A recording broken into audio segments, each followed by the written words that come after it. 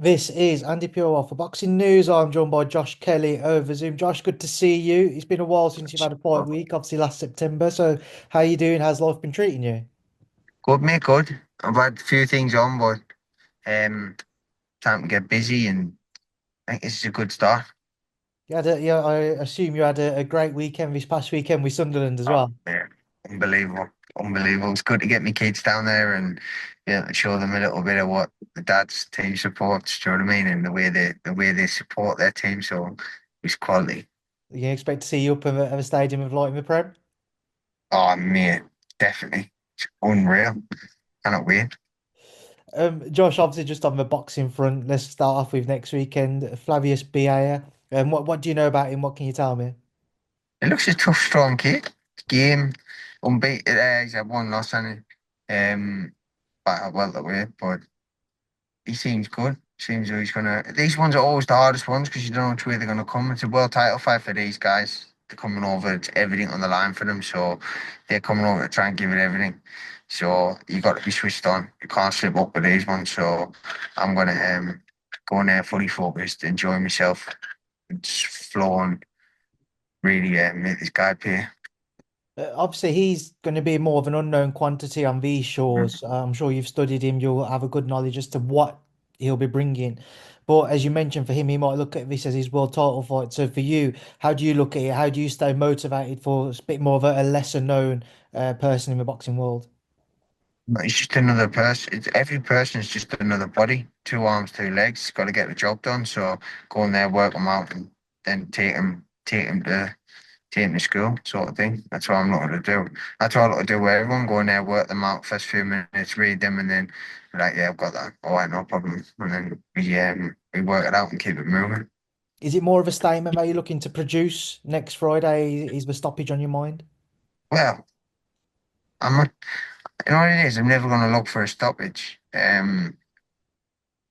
But I'm punching a lot harder, a lot more spiteful. So I'm just gonna go there and enjoy it. And the W is the most important thing. As long as I get that win, then I'm good. So I'm that's all I'm looking for. I'm not thinking I'm gonna go in there and blow this guy out. When I do this, I'm gonna do that. Because that just adds pressure onto yourself. There's no point in adding pressure. You know what I mean? Just go in there and enjoy it and just when I flow and when I do me and when I'm in my mindset, then it's gonna be hard to beat this for anyone in the world. So Do you feel like there's more expectation from others for you to find that stoppage against somebody like him, as opposed to say when you fought Ishmael Davis because Ishmael was more known, certainly on these shores, like yeah.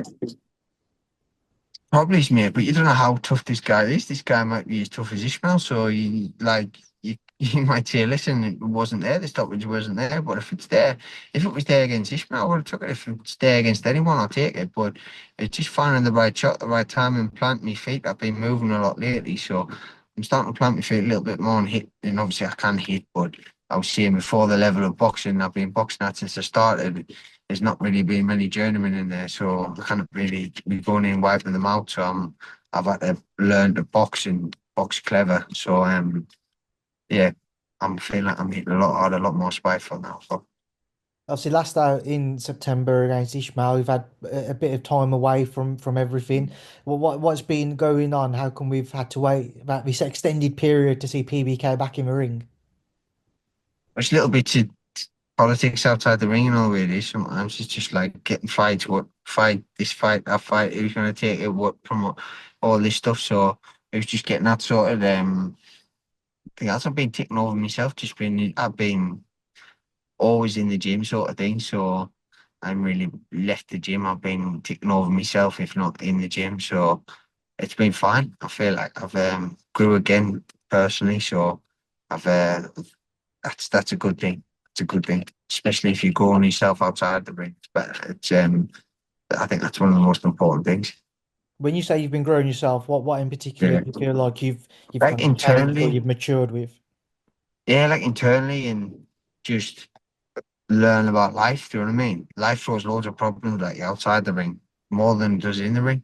So for me, anyways, so like I like learn to deal with them outside the ring. It's created a lot more of a callous mindset and more of a harder person. Do you know what I mean? So I feel like I'm I'm ready for anything. what shit I've dealt with before outside the ring last year, and some not so much a show with some. It's like, listen, life can toss anything at me. I'm ready, especially at this age. Like I went through a lot, so it's good. It's been good. When I know you got to take it one fight at a time, but when we do look towards the future with yourself, Josh, there's always for the last few years now been calls for you to be in those big, whether it be domestic or world level fights. Are you expecting that, provided next Friday goes to plan, it is those other big names, those other big opportunities that we will start to see you, showing your true talents in? 1,000,000%. Harder the fight, the better I am. I think. The bigger the fight, the better I am. The more people there, the more lively it is. I've just got live. I'm a fight night fighter, so um, I get the stage set and the right opponent. You'll see the best version of me to date. So, and I'm expecting to show that out on June the 6th. The world scene's quite open at the minute. So where do you see your opportunities coming from? Where do you want to go? Who have you got your eye on? Maybe IBF, maybe Murtazaliev. Is it Murtazaliev? Murtazaliev. Murtazaliev, that's it. Maybe him. Maybe that IBF. It's an interesting Or name you mentioned there, Josh. Sorry to interrupt you, because a lot of people they haven't been calling for Bakhram Murtazaliev after his performance against Tim Tszyu. no, I feel like I'm a nightmare for him. So I think that would be a great fight. And I'd love to take the challenge. And them fights there are 50-50 fights. You got to put yourself in them. It's a 50-50. People will probably favour him, but that's what I want to be in them fights. I want to test myself in. I want to be in them and say, yeah, I did that. I got that right. Got that. Got done that form. And I believe fully in myself when I'm on form.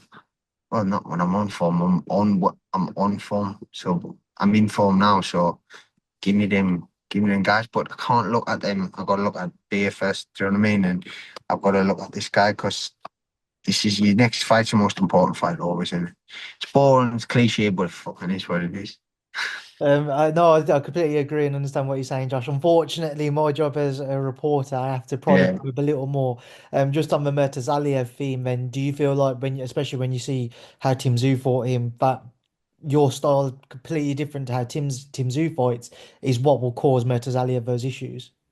I watched him against Jack Kulkai, and that was he was getting beat until he stopped Kulkai punched himself out in the end. So I just got little inklings of here and there, but I'm not even looking at that yet until when I do a job on this guy, then I'll be like, yeah, all right, no problem. Feel good, let's go. A couple of domestic names on the throw you. I know you've spoken recently about, and people have asked you about potentially reigniting that rivalry with Conor Benn. Do you feel like that's something which will be explored? Who knows? Who knows? He might. I mean, it's a real fight. He's got to deal with there. It's a real fight. I'm not coming. There's no rehydration clauses. There's no shit like that. So it's a real fight. So he might want to take these fantasy fights and get them free losses on his record. Like that's a free loss against Eubank. The performance was good. Eubank was dead. It's a free loss. And then if he goes against Haney or a Tank, or he's took on a monster. It's a free loss or da da da. So he's just doing the best to make the commercial money, but I'm not a small name, so I'm commercially valuable as well. Do you know what I mean? So a fight against me you wouldn't be dropping a lot of money. Obviously it might not be as much as what you're getting against someone like you, but you wouldn't be dropping a lot of money. Do you know what I mean? And it's going to be big interest in that. And could be even close to that. There'll definitely be some antics on that lead up to that fight. So.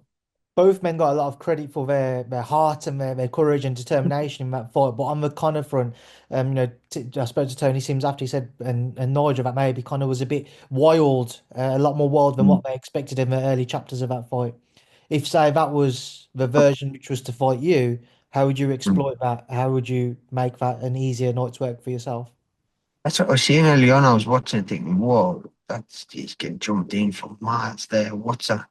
And just can't make mistakes like that against someone like me because I'm a sharp shooter. So, and as much as people say, oh, he doesn't punch, well, get on the end of one of them when it's got a 10-ounce glove on and you don't see it coming.